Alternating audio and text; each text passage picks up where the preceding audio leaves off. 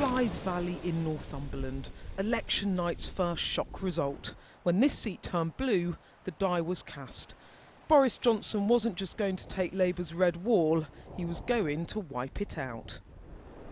For 7 decades, Blyth Valley has returned a Labour MP to Westminster, but no more. This old mining seat is Boris Johnson's territory now, and that land grab stretches from coast to coast. From Blyth to Blackpool South, to Bury, to Bishop Auckland, to Bolsover, and that's just the bees.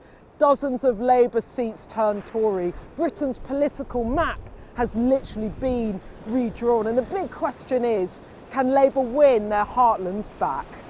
So Peter, basically, I just need it. It's like literally just on my eyebrows like that. Yeah. Like literally, yeah. You know, shut up now. There's one thing business owner Peter wanted from this election: Brexit. Were there times you thought it might never happen? Oh yeah, crikey, 3.5 years down the line. I'm thinking, why have a referendum if you're not going to work on it and do it? When they called the election, were you annoyed or were you glad because you thought it was going to get sorted out now? Well, yeah. That's all I wanted. Just the whole thing needed sorting out. Yeah. That's perfect. I'm reborn. Thank you. There was only one man Peter trusted to get Brexit over the line. And did you vote Conservative this time? Yes, then? I did.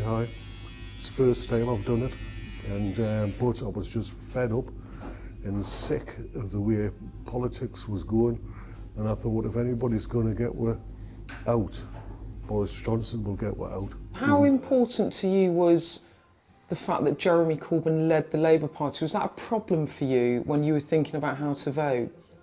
Oh yeah, I didn't like him, and I just thought... You couldn't see him as Prime Minister? Oh no. Like I say, I wouldn't let him run the bus, never mind the country. There's big business here too. It's 105 tonnes, yep. Brendan founded a manufacturing company here in Blyth. He thinks the region has more to offer.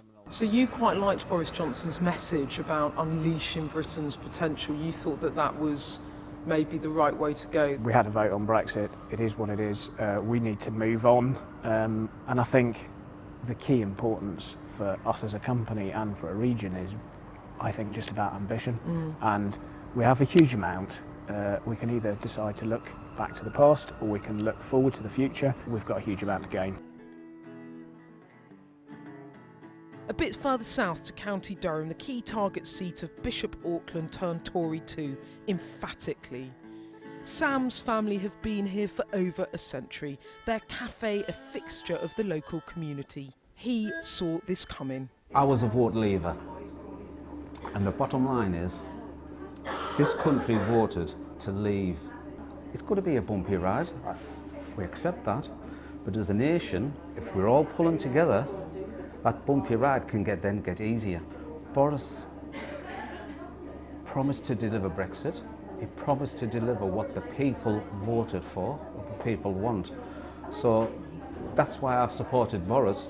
The promise of an oven-ready Brexit irresistible for many former Labour voters. But Brexit just the starter. Voters want more. Now they've got a foothold in the northeast to make it their own. But the only way they can make it their own is if they deliver in the different constituencies. People here finding the tribalism of our politics distasteful. Were you finding all of the rowing back in Westminster? Dreadful. Was it? Yes. Yes, it really is. They were like kids, really. Instead of all getting together and sorting it out. Were you surprised that Bishop Auckland was won by the Conservative by, let's just remember, 8,000 votes? Very surprised, because we used to say if you put a sheep in and put Labour on, it would get in. It's always been Labour, as long as I can remember. What did you think of Jeremy Corbyn? Don't mention his name. Don't mention his name. What did you think of him? I don't think he was the right one for the Labour at all. Do you think if they get the right leader, they could win Bishop Auckland back? Not very quickly. Not very quickly. No. Next door in Durham North West, another shop win for the Tories. Come on, beautifuls. The mines are long gone. People here finding new ways to make a living. You've got Anna Maria there. Anna Maria. You've got Anna Maria. I've got Tallulah, Greedy Guts at the back. That's Greedy it. Guts. Come on then. Come on then, people. Shane says Labour are detached from the realities of rural life. Were you surprised that the Conservatives won the election like they did? Not really. Not really. I mean, I've always voted Labour all my life, but this year I didn't. They were saying they were going to promise this, that and the other, and they were going to put more money into schools, services, national health, things like that. And when they were saying where it's going to come from, they couldn't possibly give you the money that they were promising for all these little rural villages, and I think people have just had enough. What would you like for your community in the next 5 years? I want them to bring rural villages and rural areas up to speed with everybody else, make sure that they have got even just the basics. Labour unconvincing, the Tories too with much to prove. I think they're going to have to prove themselves in the next few years to see if they are going to uphold, you know, their policies and what they've put forward. If not, then I think the people might go back and vote again Labour.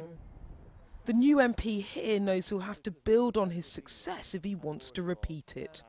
You know, this is never going to be taken for granted. This is never going to be a safe Conservative seat. I'm going to have to fight here every time for votes. And I think that's one of the things that's just changed here, is that people can now see an MP really fighting. It's a victory, but it feels like a fragile victory. Is that fair? I think it's as the Prime Minister said, some people lent us their votes to the election. Some people took a punt this time on the Conservatives, saying, will you go forwards, will you deliver for us? And I think they're going to want to see that delivery in a few years' time. You can drive west right across the Pennines and down to the sea without passing through Labour land. After 6 consecutive Labour wins, this time Blackpool South turned blue too. This man worked on Labour's losing campaign. What was the message you were getting back from voters? I mean, there was two things mainly. It was an issue of leadership, but also the Brexit issue. Really, we couldn't get away from it. Really. From Blyth to Blackpool, voters turned Tory because they wanted a government, a Prime Minister who can deliver. Yes, they turned to Boris Johnson because of Brexit, but they also turned away from Jeremy Corbyn because of leadership. He is then a Prime Minister, if you like, on probation with his new supporters. But Boris Johnson now has the chance to turn a toehold in places like this into a real foothold if he delivers on those election promises. For now, Mr Johnson's in the driving seat, Labour with a very long road back. But Brexit scrambled party political identities in this election, and what turned from red to blue could easily turn back again. Mr Johnson has a 5-year term, but there is still all to play for and plenty to lose. Beth Rigby, Sky News.